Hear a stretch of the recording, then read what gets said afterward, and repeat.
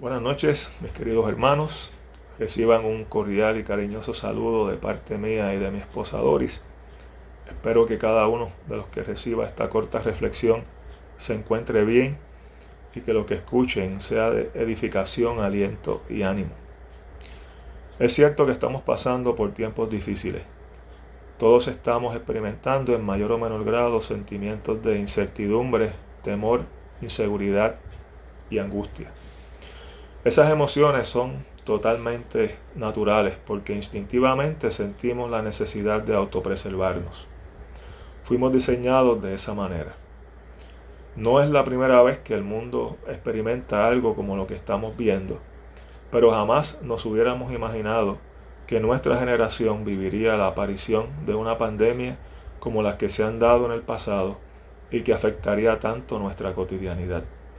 Nuestra libertad de movimiento se ha visto restringida, junto con accesos a ciertos bienes y servicios que son habituales y cuya ausencia se hace patente ahora que no los tenemos. Adicionalmente, cuánta falta nos hacen las reuniones familiares y la expresión de nuestros sentimientos con un apretón de manos o un buen abrazo a quienes amamos o apreciamos. Además, nos sobresaltamos al ver en los medios noticiosos las curvas ascendentes de nuevos contagios y muertes. Sin lugar a dudas, extrañamos nuestra relativa calma, paz y tranquilidad de nuestros días y semanas. De nuestro sabio refranero boricua aprendemos que nadie sabe lo que tiene hasta que lo pierde. Ahora bien, quisiera en esta hora compartir unos eventos de la Escritura que se dieron dentro de un marco de angustia y desesperación. Y quisiera leer en el Evangelio según San Marcos capítulo 5, verso 36. Lee como sigue. Pero Jesús, oyendo lo que se hablaba, dijo al oficial de la sinagoga: no temas, cree solamente. Pero Jesús, oyendo lo que se hablaba, dijo al oficial de la sinagoga: no temas, cree solamente. Hacía corto tiempo atrás que este oficial de la sinagoga, de nombre Jairo, había venido con prisa al encuentro de Jesús.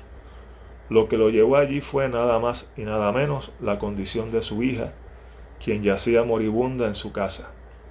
Este hombre, desesperado, corrió a donde estaba Jesús, se postró a sus pies y le rogó con insistencia que fuera a su casa para que sanara a su hija. Ya sabía de la fama de Jesús. Él sabía que solo Jesús podía hacer el milagro. Y está tan seguro de eso que insiste. Dicen los versos 22 y 23 de ese mismo capítulo 5. Y vino uno de los oficiales de la sinagoga, llamado Jairo, y al verle se postró a sus pies, y le rogaba con insistencia, diciendo: mi hija está al borde de la muerte. Te ruego que vengas y pongas las manos sobre ella, para que sane y viva. Jesús en esos momentos estaba rodeado de una gran multitud de personas que escuchaban sus enseñanzas y que estaban también pidiendo sus atenciones. Pero este hombre ruega e insiste porque está seguro de la eficacia del toque de Jesús para sanar a su hija. Su seguridad estaba puesta en que Jesús era el único que podía satisfacer la necesidad de sanación y salvación de su hija, tanto como sus propios sentimientos de angustia, temor y desesperación. Eso me hace pensar en lo que suele pasar por lo general en la mayoría de la gente cuando hay temor y desesperación. Es ahí cuando tornan su atención a Dios. La mayoría de la gente se acuerda de Dios cuando está desesperada, abatida en medio de algún terrible dolor, situación o problema. Mientras tanto, viven como si Dios no existiera. Sin embargo, Dios es bondadoso y siempre está atento y dispuesto a mostrar su misericordia y socorro en el día malo a cualquier persona que clame a Él. Jairo sabía que todavía había tiempo para salvar a su hija, y después de insistir, acción que fue indicativa de su fe, Jesús fue con él. Mientras tanto, interesantemente, otra situación se está dando en ese mismo escenario. Mientras Jairo y Jesús caminan hacia la casa, Al mismo tiempo, alguien viene atravesando la multitud. En esta ocasión es una mujer también insistiendo, que se abrió paso a empujones y con determinación para estar al alcance de Jesús y siquiera llegar a tocar el borde de su manto. Si bien Jairo gozaba de una posición social privilegiada por ser líder de la sinagoga, el caso de esta mujer era distinto. Padecía de una condición de flujo de sangre, o sea, hemorrágica. La causa de la enfermedad de esta mujer no se especifica, pero su condición se había hecho crónica y había empeorado, lo que aumentaba no solo su temor, debilidad, desesperación y frustración, sino también su pobreza. La Biblia registra que esta mujer había sufrido mucho a manos de muchos médicos y que había gastado todo lo que tenía sin ver mejoría alguna. Lo que se cree que podía tener esta mujer era un flujo menstrual constante o casi constante, lo que la colocaba en una posición extremadamente humillante y desventajosa. En aquella época los judíos consideraban esta condición como algo impuro. Cualquier persona que ella tocara o que la tocara a ella se convertía para el judío en inmunda. Así que se podrán imaginar, mis hermanos, la condición de total aislamiento, rechazo y desesperación en la que discurría el diario vivir de esta mujer. Sin embargo, su fe incisiva en medio de su necesidad y sufrimiento fue suficiente para sobreponerse a su desesperanza y al rechazo y la crítica de su época. Ella pudo llegar a tocar el borde del manto de Jesús, quedando como resultado totalmente sana y restaurada, porque creyó, ejerció su fe y no temió. Cambiando de escena nuevamente, mientras todo esto sucedía con esta mujer, llegaron unos mensajeros desde la casa de Jairo para informarle que su hija ya había fallecido y que no molestara más al maestro. Imagino lo que pudo haber pasado por la mente de Jairo. Algo así como: ya no hay remedio, ya todo está perdido. Pero al contrario, Jesús lo reconforta y le dice: no temas, cree solamente. Es como si le hubiera dicho: no dudes, yo estoy atendiendo tu temor, tu aflicción, tu desesperación y tu dolor. Y como podrá imaginar el desenlace, hubo restauración. Jesús llegó a la casa, entró, tomó a la niña de la mano y le ordenó que se levantara. Y al instante la niña se levantó y comenzó a moverse por la casa. Ahora bien, hermanos, estos dos relatos bíblicos me hacen pensar un poco en la intención de Dios hacia la raza humana. Una de las intenciones de Dios está clara para el que ha aceptado a Jesús como su Señor y Salvador, y es que está manifestada en su propósito eterno de restaurarnos por medio de su gracia, amor y justicia, y de librarnos de todo temor, porque su perfecto amor echa fuera todo temor, como nos dice Juan en su primera carta. Desde la desobediencia inicial de nuestros primeros padres Adán y Eva, que marcó una crisis cataclísmica en la comunión y relación de toda la creación con Dios, incluidos nosotros que somos parte de ella, Él ha mostrado su gracia, su dádiva que no merecemos recibir, con el solo propósito de restaurar nuestra relación con Él. En su infinita gracia, Él nos ha otorgado el don glorioso de la salvación al poner nuestra fe en Jesús.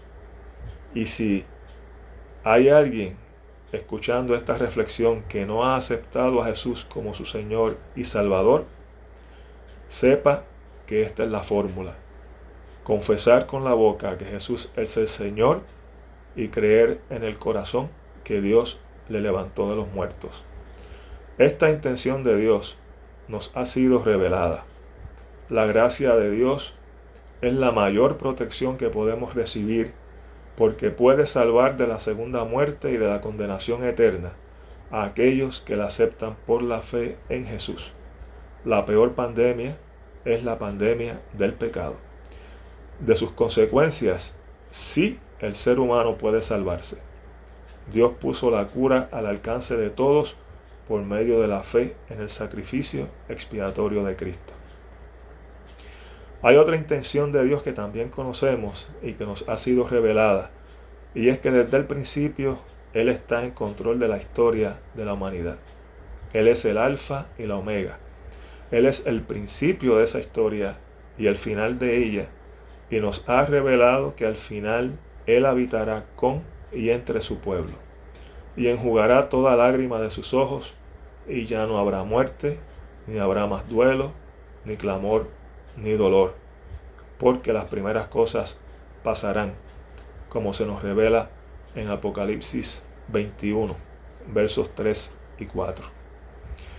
Ahora bien, Dios tiene otras intenciones que no se nos muestran tan claras, y como humanos que somos queremos encontrarle respuesta a todo, y queremos hacerlo dentro de nuestro propio marco de referencia humano, desde nuestra materialidad, usando nuestros propios pensamientos y procesos mentales de juicio, con los que juzgamos constantemente nuestros actos y decisiones.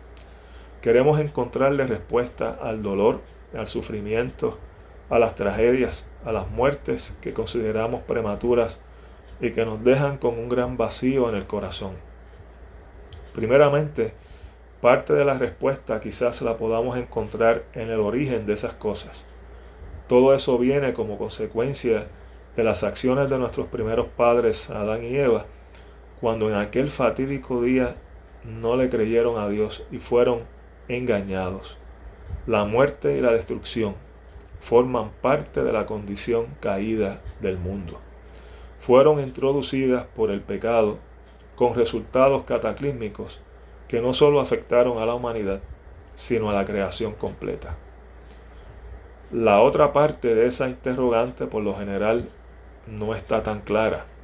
¿Por qué permite Dios el sufrimiento? ¿Qué hay detrás de ello? ¿Cuál es el propósito?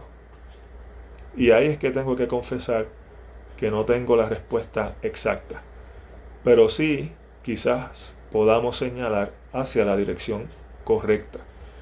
Como hicieron Jairo y la mujer con el flujo de sangre, en medio de la angustia, el dolor, el temor y la desesperación, corrieron a encontrarse con Jesús porque estaban seguros de encontrar alivio y liberación en Él. En la acción de Jairo y la mujer está implícito el reconocimiento de lo absoluto de Dios. Él no deja las cosas a mitad.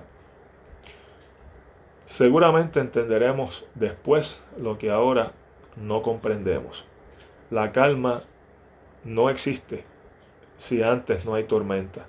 El día no llega sin antes pasar la noche, y la construcción no llega sin haber habido destrucción antes.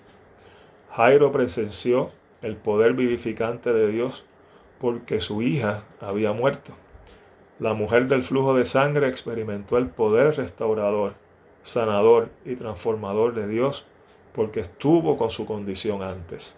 Y también podríamos añadir que el hombre de quien nos habla Juan en el capítulo 9 de su Evangelio vio las obras de Dios manifestadas en él porque era ciego de nacimiento. Así que Dios tiene un plan de todo y podemos confiar en Él, aun cuando lo que haga o permita sea para nosotros incomprensible. Recordemos por un momento a Job. Después de Job haberse atrevido a cuestionar a Dios, recibe la contestación en Job 40, 6 al 8. Respondió Jehová a Dios desde el torbellino y dijo: Cíñete ahora como varón tus lomos. Yo te preguntaré, y tú me responderás. ¿Invalidarás tú también mi juicio? ¿Me condenarás a mí para justificarte tú? Hermanos, es necesario que reconozcamos que en nuestra incomprensión Dios sigue siendo sabio, sigue siendo justo y sigue siendo el juez de todo.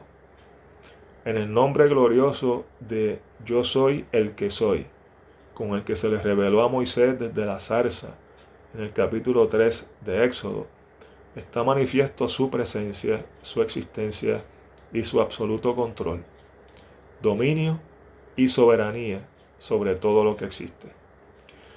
Así que no sería bueno para nosotros cuestionar ni dejar que la ansiedad nos sobrecoja. Mejor confiemos, descansemos y en medio de todo esto que estamos viviendo, lo más correcto es hacer como hicieron Jairo y la mujer con el flujo de sangre. Correr a Jesús, poner el foco de nuestra energía en Él para que Él sea el dador de la paz que tanto necesitamos. No estemos ansiosos. Un autor cristiano de nombre Matt Smethurst muy atinadamente escribió, y cito: la ansiedad viene de dar un vistazo a Dios y admirar las circunstancias. La fe viene de dar un vistazo a las circunstancias y admirar a Dios. En otras palabras, la ansiedad llega cuando le damos más importancia a las circunstancias que a Dios. La fe llega cuando le damos a Dios más importancia que a las circunstancias. Así que recordemos a Pedro. Mientras Pedro fijó su mirada en Jesús, no se hundió.